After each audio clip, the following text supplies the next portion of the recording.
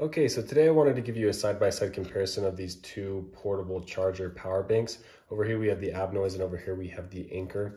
You can see the sizes on these are both pretty comparable. This one has more of a block and then this one kind of has a round and then it kind of falls out. Now I want to go through the pros and cons in each one of these. Both charge the phones very well. This one has 8,000 mAh, and this one has 5,000 mAh, so a little bit of a difference there.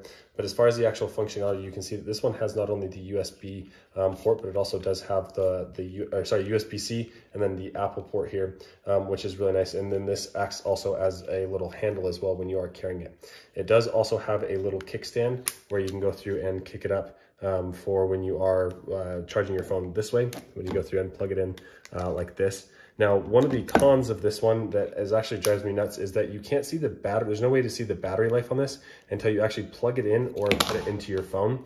So you can see once you go through and put it into your phone, you can now see the battery life on it, but there's not a way to test it before, which is kind of annoying. And this is how the kickstand works on the back there. You can go through and hold that.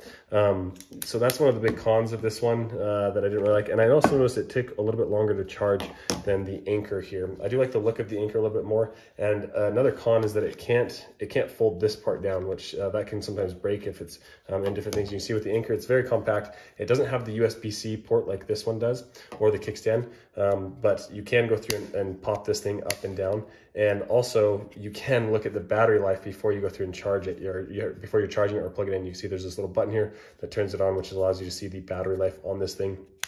And then this can flip up and go through and charge really well.